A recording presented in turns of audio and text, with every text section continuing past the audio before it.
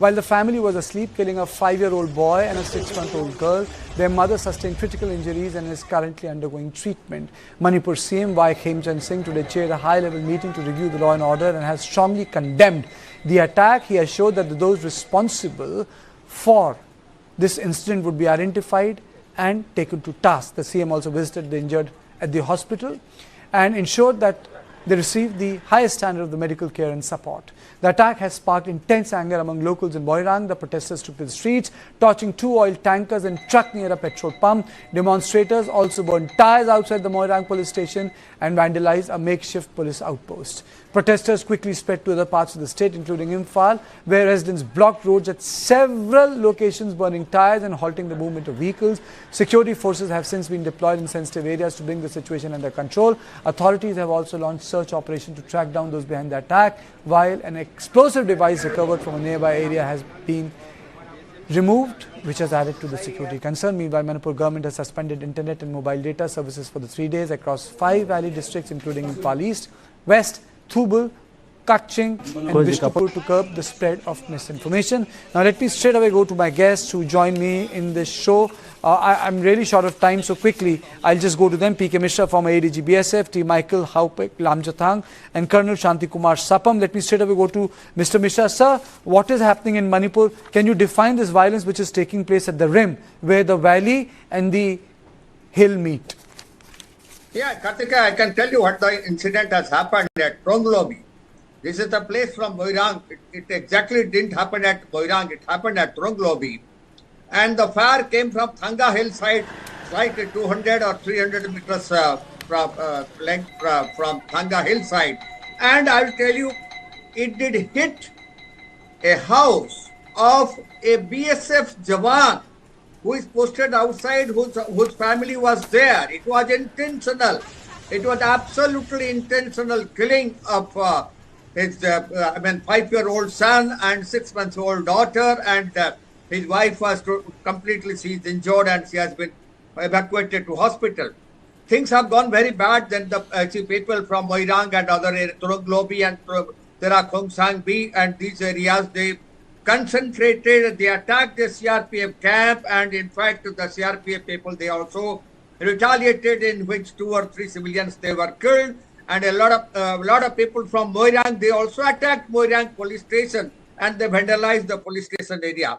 In fact, the Chief Minister came to know about this. He has visited the lady in the hospital.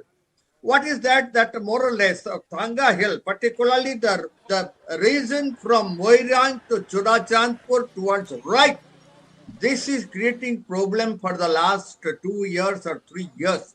We have to take very precautionary measures in that particular area, because whatever happened in Bishnupur, whatever has happened at Tronglobi, whatever has happened at Khongsang B, these all have happened from Thanga hillside. The firing has come from that side. Okay. I don't want to name any militant group who has fired, but they know it pretty well that he was a BSF Jawan's whose house was there in Tronglobi, and they fired on him. Things are pretty bad. They are anyway.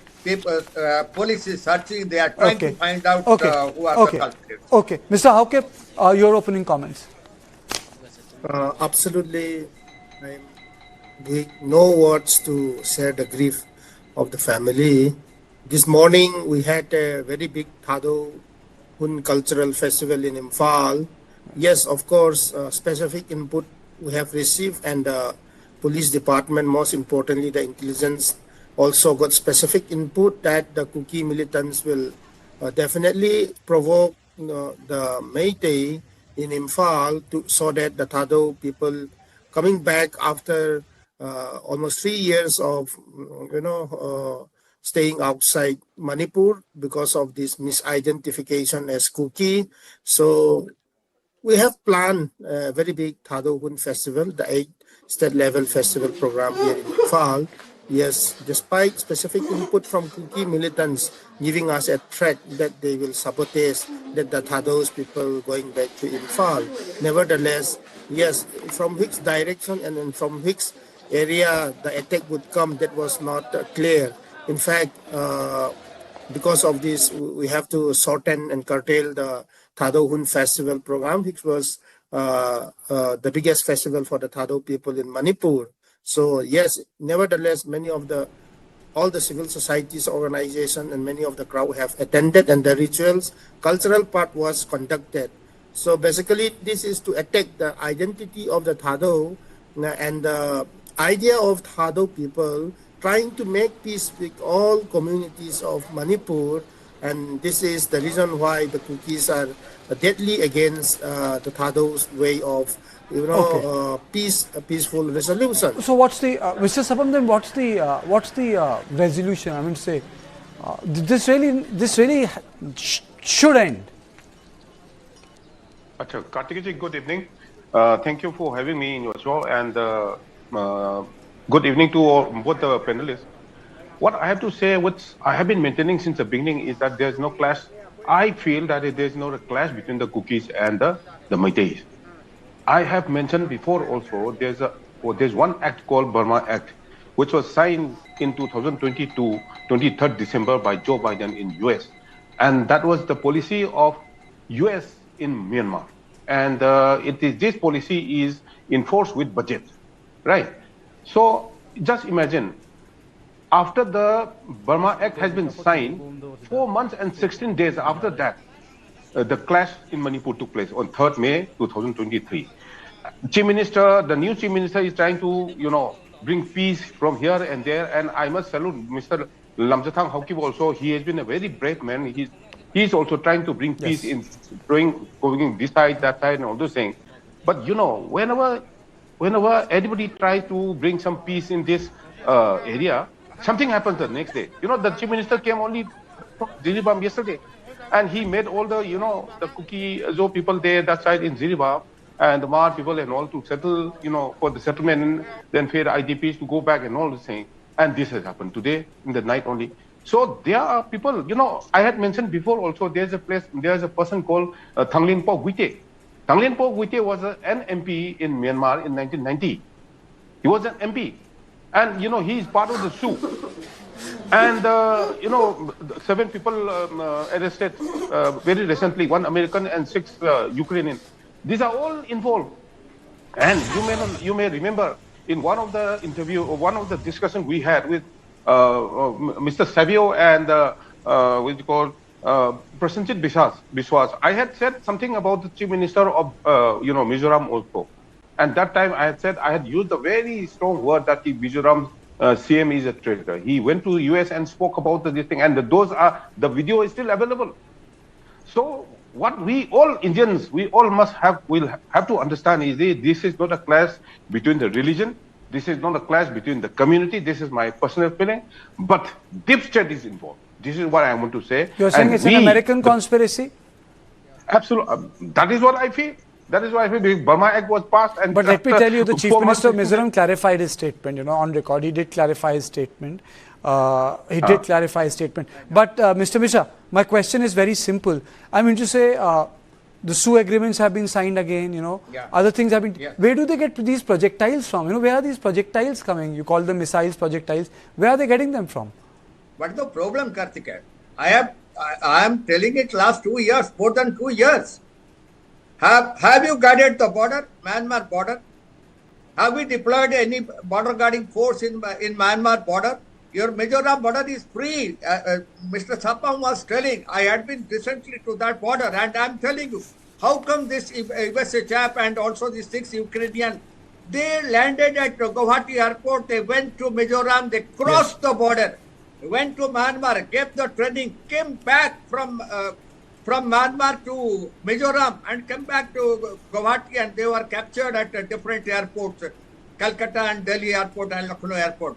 Things are very bad in Mizoram border, and what Sapam has told, he's more or less correct, because even in 23 also you find when it happened, 1 American journalist was found in Surachandpur. So deep state is definitely involved. They are sending weapons, they are sending drones. So weapons are coming from Myanmar border. I do not want to know I do not know why we can't fence the border in BOP concept and deploy border guarding force like that of Indo-Pakistan border, Indo-Bangladesh border. Things are pretty bad in Mizoram, Myanmar border. more than Manipur, Myanmar border, I can tell you, Karthik here. Things are pretty, all weapons and drugs are coming from Mizoram border and not from Manipur border now, of course, because of Manipur. Okay, you're saying it's coming from abroad. You know, how keep you tried? Yes. How keep you tried a lot of things? I remember your own house, ancestral house, got attacked. I mean, say this escalation of violence is not continuous. You know, there is some absence of violence, and then the violence happens. So the message goes out that, you know, Manipur can never come back to a sort of a normal state. You know, that is the worst part. Yeah, absolutely. Government of India knows everything. And they are not weak. They are very strong. They are capable. But they design things to be in this way. They are designing. They know everything. They made the Meitei. They made the Kukis. They made the Tados. They made the Nagas. They made the Pangal. They made everybody. And they know they have a very big institution. So they are all aware. But the thing is, they are doing the Kuki appeasement policy. And that hurts the sentiment of the Meitei. And at the expenses of the Thado, we keep on raising, because as long as this law and order is restored in the hills, like the valleys, there will be no sign of progress until and unless looted arms, weapons, which has been looted by majority Meitei people during the initial days, were already purchased by the hills people. And those were already used. The Meitei don't even know how to fire during the peak of the conflict, during the initial days. Many of the Meitei intellectuals are wondering, why should the Meitei who don't even know how to fire airgun have to loot the weapons for their survival? So in that case, my point is, like, the hills, especially you see Trong Labi, all those things, if you know the geography. So the police, it comes under Pautakhai police station. Okay. That means that's Bishnupur district. So if you look into this nature, Kartike, it's very simple. Rule of law has to prevail in the hills. Yes. Every life, human rights has to be protected. First things, the Thado human rights has to be protected. Then only Manipur peace will prevail. Okay, we'll come to it. You know, we'll come to it. You know, we'll come to it. I've really run short of time. Thank you all of you for joining me. You know, I know there is more to say. Jai Hind.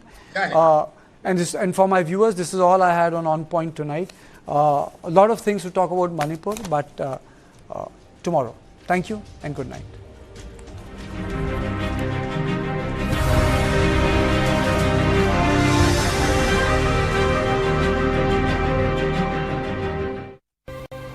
Real power doesn't shout. It empowers. It leads by example. It walks the talk. And let actions speak the truth. Real power shines through you. Ahead of 2026 West Bengal Assembly election, polarization in West Bengal sharpens. TMC सरकार के जाने का countdown शुरू हो चुका है।